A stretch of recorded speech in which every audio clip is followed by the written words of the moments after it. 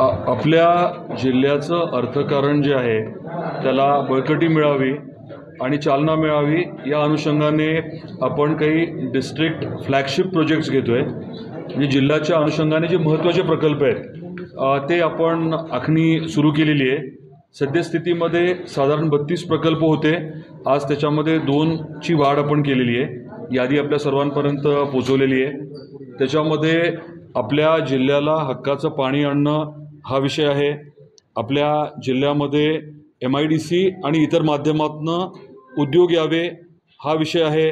रोजगार निर्मितीचा विषय आहे आणि आपल्या जिल्ह्यातले जे बलस्थान आहेत त्याच्या माध्यमातून अर्थकारणाला चालना मिळवून देणं असे वेगवेगळे विषय आवर्जून आपण घेतलेले आहेत।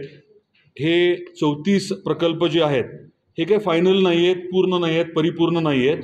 आपल्या माध्यमातून धाराशिव जिल्ह्यातील जे नागरिक आहेत, जे जिल्ह्यात राहतात किंवा बाहेर राहतात, त्यांना माझं आव्हान आहे की आपल्याला इतर काही प्रकल्प सुचवायचे असतील तर जरूर आपण ते सुचवा आणि त्याचा मग अभ्यास करून या डिस्ट्रिक्ट स्ट्रॅटेजिक आणि फ्लॅगशिप प्रोजेक्ट्समध्ये त्यांचा देखील समावेश आपल्याला करता येईल।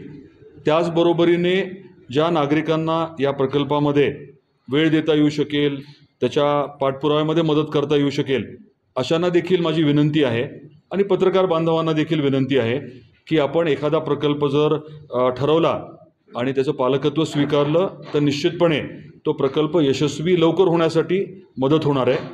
आपल्या जिल्हाधिकारी कार्यालयामध्ये जे ॲडिशनल कलेक्टर, डेप्युटी कलेक्टर आहेत त्यांना वेगवेगळ्या प्रकल्पांची जबाबदारी संनियंत्रण अधिकारी म्हणून दिलेली आहे आणि आज त्याचाच आपण आढावा घेतला। प्रत्येक अधिकाऱ्यांना 1, 2, 3, 5 काहींना थोडेसे जास्त प्रकल्प दिलेत आणि त्यांनी अद्ययावत माहिती त्या प्रकल्पाची ठेवणं अपेक्षित आहे, पाठपुरावा करणं अपेक्षित आहे आणि कुठे अडचण आली तर मग आमच्यासारख्यांची मदत घेणं अपेक्षित आहे। दादा